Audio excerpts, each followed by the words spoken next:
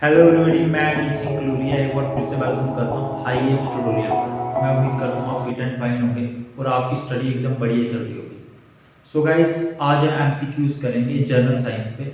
जो हमारा physics subject है, जनरल साइंस का जो हमारा फिजिक्स सब्जेक्ट है, उसमें जो हमारा टॉपिक है force, motion and laws of motion. इस टॉपिक पर आज हम इंपॉर्टेंट एमसीक्यूज करेंगे जो कि हर एक कंपेटिटिव एग्जाम के लिए इंपॉर्टेंट होंगे। जेके एसएसबी का कोई एग्जाम, हमारे पास एसएससी का कोई एग्जाम, कोई सा भी एग्जाम जिसमें हमारे सिलेबस में फिजिक्स रहेगी और उस सिलेबस में हमारे पास फोर्स, मोशन और लॉज ऑफ मोशन टॉपिक रहेगा। सो गाइस, शुरू करते हैं। सो गाइस, हमें फर्स्ट क्वेश्चन क्या दिया हुआ है, आपको स्क्रीन में दिख रहा होगा। विच of the following is not a contact force. हमें बोल रहा है इसमें से कौन सी कंटैक्ट फोर्स नहीं हमारे पास। हमें फर्स्ट ऑप्शन दिया हुआ है पुश फोर्स, सेकंड ऑप्शन दिया हुआ ग्रेविटेशनल फोर्स, फ्रिक्शनल फोर्स और स्ट्रेन फोर्स। तो हमारे पास कंटैक्ट फोर्स क्या होती है, जब दो ऑब्जेक्ट जब मेरे कंटैक्ट में होते हैं तब जो फोर्स लगती है। जैसे हम किसी ऑब्जेक्ट को पुश करते हैं, जैसे मान के चलो आपने एक बॉक्स, अगर मैंने एक बॉक्स रखा हुआ है, उसको अगर किसी टेबल के ऊपर, मान के चलो मैंने टेबल के ऊपर एक बॉक्स रखा हुआ है, उस बॉक्स को अगर मैं पुश करता हूँ तो जो मेरा बॉक्स है वो टेबल के कंटैक्ट में है। तो उस टाइम मेरे पास कौन सी फोर्स लगेगी, हमारे पास कंटैक्ट फोर्स लगेगी, क्योंकि बॉक्स और टेबल मेरे कंटैक्ट में है। वैसे ही जैसे हमारे पास फ्रिक्शन फोर्स होती है, फ्रिक्शन कब होती है, जब दो बॉडी हमारे पास कंटैक्ट में होती है। जैसे गाड़ी रोड पे चल रही है अगर, तो गाड़ी के जो टायर है और जो रोड है वो दोनों कंटैक्ट में, तो ये मेरे पास कंटैक्ट फोर्स है। लेकिन हमें बताना है कि इसमें से कौन सी कंटैक्ट फोर्स नहीं है। तो पुश फोर्स तो कंटैक्ट फोर्स होती है, उसके बाद फ्रिक्शनल फोर्स जो सी ऑप्शन है ये भी कंटैक्ट फोर्स होती है।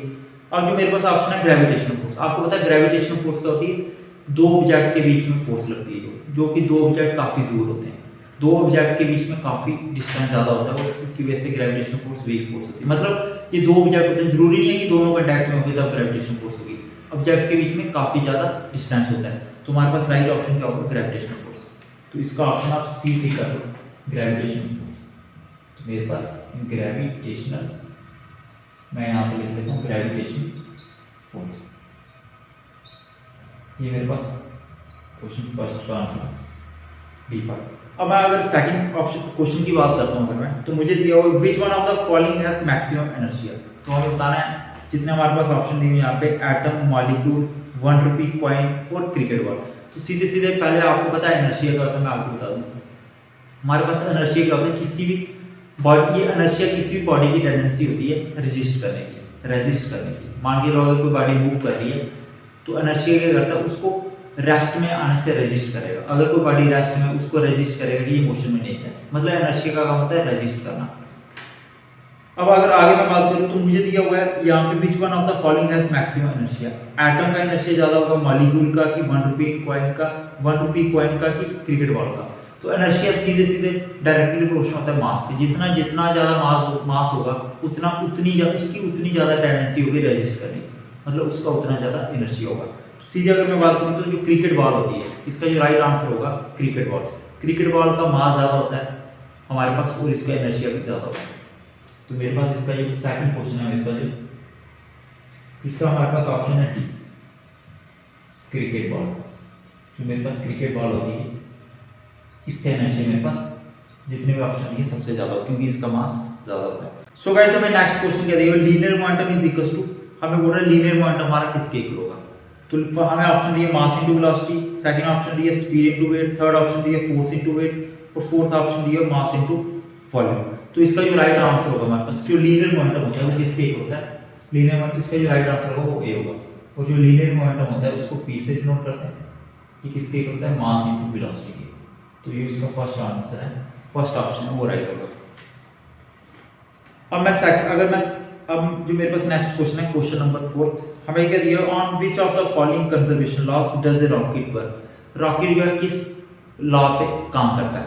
तो सबसे पहले हमें दिया हुआ है मास, मतलब law of conservation of mass, second option दिया एनर्जी, मतलब law of conservation of energy, third दिया law of conservation of linear momentum और फोर्थ दिया एंगुलर मोमेंटम। तो हमारा जो रॉकेट है वो किस पे काम करता है, इसका जो राइट आंसर होगा हमारे पास, ये क्वेश्चन नंबर मेरे पास 4 है, इसका जो राइट आंसर होगा मेरे पास ऑप्शन सी, लीनियर मोमेंटम।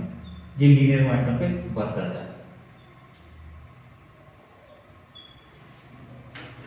अब मेरे पास क्वेश्चन नंबर 5 क्या दिया हुआ है, हमें दिया हुआ है action and reaction are always, हमें क्या दिया हुआ है, action and reaction. First option दिया always act on same body, second option दिया are equal in magnitude, third option दिया हुआ है are in the same direction और फोर्थ ऑप्शन दिया हुआ है नन। तो इसमें हमारे पास जो एक्शन और रिएक्शन होते हैं, आपको पता है न्यूटन का थर्ड लॉ क्या होता है। अगर मैं उसकी मैथमेटिकल स्टेटमेंट आपको बता दूं, न्यूटन का थर्ड लॉ क्या होता है, यहां से अगर मैं आपको बता दूं, ये होता है न्यूटन का थर्ड लॉ की मैथमेटिकल एक्सप्रेशन। इसमें क्या होता है, जो मेरी फोर्स ऑब्जेक्ट फर्स्ट में लग रही है ड्यू टू सेकंड ऑब्जेक्ट, वो किसके इक्वल होती है, जो मेरी ऑब्जेक्ट यहां पे मैं F2 बन करूंगा, ये मेरे पास न्यूटन का थर्ड लॉ ये क्या होता है, जो फोर्स फर्स्ट ऑब्जेक्ट पे लगती है सेकंड ऑब्जेक्ट की वजह से, वो किसके इक्वल होती है, जो सेकंड ऑब्जेक्ट पे फोर्स लगती है फर्स्ट ऑब्जेक्ट, मतलब एक्शन और रिएक्शन मेरे इक्वल होते हैं, मतलब दोनों का मैग्नीट्यूड क्या होगा, इक्वल होगा। तो इसका जो राइट आंसर होगा मेरे पास सेकंड, ये जो क्वेश्चन मेरे पास फिफ्थ है, इसका जो राइट आंसर होगा मेरे पास बी पार्ट इसका right answer. So guys next question मुझे क्या दिया हुआ है, impulse on a particle due to a force acting on it during a given time interval is equals to change in its. जो हमारे पास इंपल्स होता है, इंपल्स सीधे इंपल्स को आई से डिनोट करते हैं। इंपल्स क्या होता है, शॉर्ट पीरियड ऑफ टाइम के लिए फोर्स होती है। वैसे तो इसका फार्मूला एक होता है फोर्स इनटू टाइम, ये आपने पढ़ा होगा, लेकिन इंपल्स किस और इसका फार्मूला एक और होता है हमारे पास, क्या होता है, अगर यहां से अगर आप देखो फोर्स किसके इक्वल होता है, मास into velocity, sorry mass into acceleration के, वो टाइम मेरे पास एज इट इज रहा। चेंज इन, अगर मैं यहां पे मान के चलता हूं फाइनल वेलोसिटी मेरा v था और इनिशियल v था, तो मेरे पास ये फार्मूला बन जाएगा इंपल्स का। अब मैं अगर t से t को काट देता हूं तो पीछे क्या बच रहा है मेरे पास mv माइनस v, इसको अगर मैं आगे सिंपलीफाई करता हूं mv माइनस mv, ये मेरा इंपल्स किसके इक्वल आ रहा है, mv माइनस mv। अब मेरे पास जो v है फाइनल वेलोसिटी और u क्या मेरे पास इनिशियल वेलोसिटी है, मतलब अब आपको पता है जो मोमेंटम किसके इक्वल होता है, सबसे पहले मैं मोमेंटम बताता हूं। मोमेंटम होता है मास इनटू वेलोसिटी के, मोमेंटम मेरा किसके इक्वल होता है, मास इनटू वेलोसिटी। अब देखो यहां पे भी आपके पास मोमेंटम आ रहा है मास इनटू वेलोसिटी, यहां पे मास इनटू वेलोसिटी। अगर यहां पे मास इनटू फाइनल वेलोसिटी और mass into initial velocity, mass into final velocity को बोलेंगे final momentum, mass into initial momentum velocity को बोलेंगे इनिशियल मोमेंटम।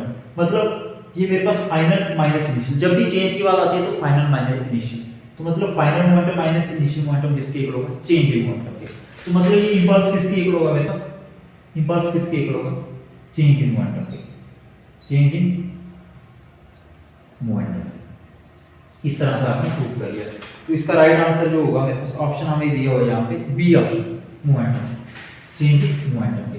तो ये मेरा बी ऑप्शन क्या होगा, राइट होगा।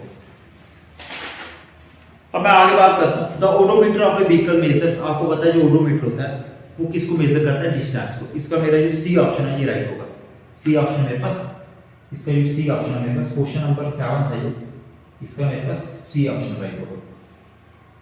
आगे हमें आगे क्वेश्चन क्या दिया हुआ है, the speedometer of a vehicle measures. जो स्पीडोमीटर होता है, ऑप्शन दिए स्पीड, डिस्टेंस, एक्सेलरेशन, किसको मेजर करता है, स्पीडोमीटर आपको पता है स्पीड, स्पीडो से आपको पता चल रहा है, स्पीडो से आपको पता चल रहा है स्पीड, स्पीडोमीटर स्पीड को मेजर करता है।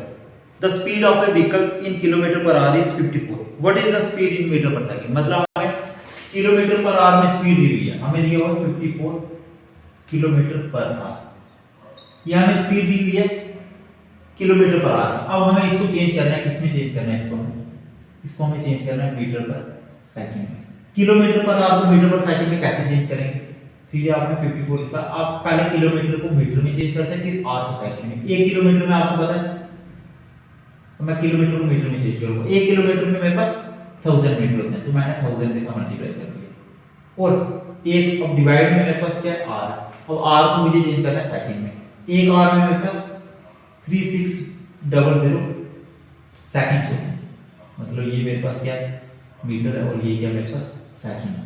अब मैं अगर इसको सिंपलीफाई करता हूं, 2 5 जा 2 18 जा, तो आपने देखा आपके पास क्या आ रहा है 54 इंटू 5/18। इसको अगर आप फर्दर सिंपलीफाई करोगे तो मेरे पास क्या आ रहा है 15 मीटर पर सेकंड। इसका जो राइट आंसर होगा मेरे पास 15 मीटर पर सेकंड। ये ऑप्शन हमारे पास कौन सा रहेगा, आप देख सकते हैं हमारे पास जो इसका ऑप्शन है, ये ऑप्शन आप देख सकते हैं कौन सा रहेगा। अब मैं बात करता हूं सीधे जब भी आपने किलोमीटर पर आवर को मीटर पर सेकंड में चेंज करना है, तो आपने इतनी सिंपलीफिकेशन नहीं करनी, सीधे आपने क्या करना है, आप देख रहे हो यहाँ पे 54 इंटू 5/18। जब भी आपने किलोमीटर पर आवर को मीटर पर सेकंड में चेंज करना है तो 5/18 के साथ मल्टीप्लाई करते हैं। किसी को भी करना हो, अगर 54 किलोमीटर पर आवर को करना हो, 64 को करना हो, 100 को करना हो, तो आपने सीधे 5/18 के साथ मल्टीप्लाई कर देना, तो आपका आंसर आ जाएगा। ऐसे तो मैंने आपको ये सिंप्लीफिकेशन आपको करने की जरूरत नहीं। वैसे अगर मुझे मीटर पर सेकंड अगर ऐसे पूछ लेता आपसे कि 54 मीटर पर सेकंड को किलोमीटर पर आवर में चेंज करो, तब आपने क्या करना, सीधे सीधे आपने क्या करना, सीधे 54 को 8 इसका उल्टा कर देना, 5/18 का उल्टा कर दो, 18.5 के साथ मल्टीप्लाई कर देना, आपका आंसर आ जाएगा। होपफुली आपको समझ आया होगा। सो गाइस नेक्स्ट क्वेश्चन मुझे दिया हुआ है, काफी इंपॉर्टेंट रहेगा ये भी। The numerical ratio of displacement to distance for a moving object is, हमें बोल रहा है डिस्टेंस, डिस्प्लेसमेंट और डिस्टेंस की बात कर रहा है। हमें बोल रहा है जो डिस्टेंस होता है हमारे पास और जो डिस्प्लेसमेंट है, पहले मैं डिस्प्लेसमेंट को ले लेता हूं और फिर डिस्टेंस को ले लेता हूं। इसकी जो रेशियो होती है वो किसके इक्वल होती है, हमें दिया हुआ है ऑलवेज लेस देन 1। क्या इसकी रेशियो हमेशा लेस देन 1 होती है, इक्वल्स टू 1 और लेस देन 1 होती है। सी ऑप्शन है ऑलवेज मोर देन 1 और डी ऑप्शन है नन ऑफ दीस। तो हमारे पास सबसे पहले आपको पता है जो मेरा डिस्प्लेसमेंट होता है और जो डिस्टेंस होता है, हमारा जो डिस्प्लेसमेंट होगा वो हमेशा क्या होगा, मैं आपको बता देता हूं, हमारा जो डिस्प्लेसमेंट होता है ये हमेशा डिस्टेंस से कम होता है और डिस्टेंस के इक्वल भी हो सकता है। ये हमेशा डिस्टेंस के इक्वल होगा या उससे कम होगा। जो मेरा डिस्प्लेसमेंट होता है ये हमेशा मेरे पास क्या होता है, डिस्टेंस से कम होगा या इसके इक्वल होगा।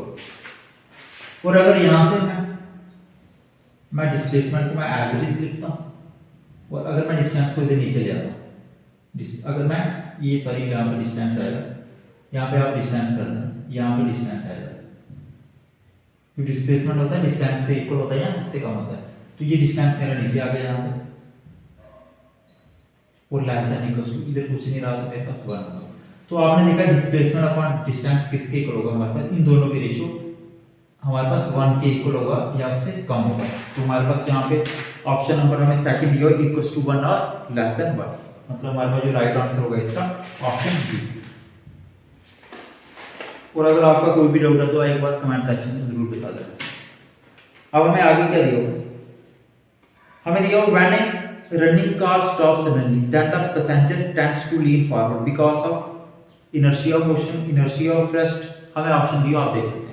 हमें क्या बोल रहा है, जब आप पैसेंजर जब गाड़ी में बैठता है, जब गाड़ी चल रही होती है, अगर गाड़ी सडनली जो ड्राइवर है अगर ब्रेक लगा देता है तो हमारी जो बॉडी है, जो पैसेंजर है वो आगे की तरफ मूव करता है। क्यों करता है, इसका क्या कंसेप्ट है मैं आपको बता देता हूँ। देखो इसमें सीधा कंसेप्ट क्या हमारा इनर्शिया का, इसमें हमारे पास क्या कंसेप्ट रहेगा इनर्शिया का, मैं आपको बता देता हूँ। सबसे पहले जैसे आप गाड़ी में अगर गाड़ी मूव कर रही है तो आपकी जो लोअर बॉडी होगी, जैसे आपकी जो लोअर बॉडी है वो गाड़ी के कांटेक्ट में वो भी मूव कर रही है। जैसे हम ब्रेक अप्लाई होती है, जैसे सडनली हमारी जो बस है वो रुकती है, तो हमारा जो लोअर पार्ट होता है वो भी क्या करेगा, क्योंकि वो तो हमारा बस के कांटेक्ट में वो भी रुक जाता है। अगर बस जब मोशन में थी तब जो हमारा लोअर पोर्शन था बॉडी का वो भी मोशन में था।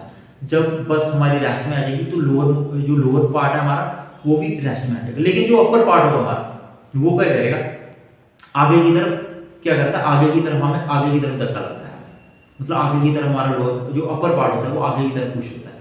क्यों होता है हमारे पास, क्योंकि जो हमारा अपर पार्ट है वो तो बस के कांटेक्ट में नहीं है, वो क्या करेगा, वो हमारा मोशन में है तो वो मोशन में रहना चाहेगा। इसमें हमारा क्या लगेगा, इनर्शिया ऑफ मोशन। अब आप देखते हो आगे की तरफ जब हमें धक्का लगता है, आगे की तरफ हम पुश करते हैं तो हम मतलब हम मोशन में चल रहे हैं, हम मोशन में रहना चाहते हैं। लेकिन जब गाड़ी रुकती है तो वो हमारी जो बॉडी है वो रेस्ट में आ जाती है, हमें आगे की तरफ धक्का लगता है। फिर हमारी जो बॉडी है वो एक ही उनकी अलाइनमेंट, जो लोअर पार्ट है और अपर पार्ट है, हम क्या करते हैं एक ही उनकी अलाइनमेंट सेम हो जाती है। तो मतलब सीधे सीधे इसमें आपने क्या बताना है, इनर्शिया की वजह से। और कौन सा इनर्शिया की वजह से, इनर्शिया ऑफ मोशन की वजह से आपको आगे की तरफ झटका लगता है। होपफुली आपको समझ आया होगा। अब हमें नेक्स्ट क्वेश्चन क्या दिया हुआ, if the mass of an object on earth is 48 kg what is the mass of the same object on moon। मतलब अर्थ में हमें एक हमारे पास ऑब्जेक्ट दिया हुआ, मैं यहाँ पे बता देता हूँ, हमें एक ऑब्जेक्ट दिया, उसका मास कितना दिया, 48 kg। ये अर्थ में हमें इतना मास दे रहा है उसका, और हमें पूछ रहा है कि मून में उसका मास कितना होगा, मून में उसका मास कितना होगा, वो भी हमारे पास 48 kg होगा। इसका जो राइट आंसर है वो 48 kg। क्यों होगा? क्योंकि जो मास है मेरा, आपने पढ़ा होगा मास और वेट में डिफरेंस। जो हमारा मास होता है वो हमारा क्या रहता है, हमेशा सेम रहता है। मास हमारा कभी भी चेंज नहीं होता। अगर 48 है, इसको आप अर्थ से मून में ले जाओ, कहीं भी ले जाओ, हमारा मास जो है वो सेम ही रहेगा। अगर 48 है तो 48 ही रहेगा। लेकिन जो हमारा वेट होता है वो आपको पता है, वेट हमारा चेंज हो जाता है। तो इसका जो राइट आंसर होगा वो होगा 48। अब मैं अगर आगे बात करूं, अब मेरे पास नेक्स्ट क्वेश्चन क्या दिया हो, if the object is at rest और moving with uniform velocity then the acceleration of that object is increase, decrease, zero और नन ऑफ दीस। हमें क्या बोल रहा है, अगर कोई मेरा ऑब्जेक्ट जो है रेस्ट में मतलब उसकी वेलोसिटी जीरो, तो उसके और यूनिफॉर्म मोशन में, अगर यूनिफॉर्म वेलोसिटी में अगर कोई ऑब्जेक्ट मेरा रेस्ट में, इधर वो रेस्ट में और यूनिफॉर्म वेलोसिटी के साथ मूव कर रहा है, तो उसकी एक्सेलरेशन क्या होगी? उसकी एक्सेलरेशन होगी जीरो। उसकी एक्सेलरेशन कितनी होगी? उसकी एक्सेलरेशन कितनी होगी मेरे पास? जीरो होगी। क्यों होगी? अगर सीधे सीधे आपको पता है ऑब्जेक्ट रेस्ट में, पहला केस मान के चलो ऑब्जेक्ट रेस्ट में, आपको पता है अगर ऑब्जेक्ट रेस्ट में तो वेलोसिटी में कोई भी चेंज नहीं होगा, वेलोसिटी सीधे सीधे जीरो होगी। और एक्सेलरेशन होता है change in velocity of time. अगर वेलोसिटी में चेंज नहीं हो रहा है तो एक्सेलरेशन हमारे पास होगी, ऑब्जेक्ट एक्सेलरेट ही नहीं करेगा, तो सीधे जीरो।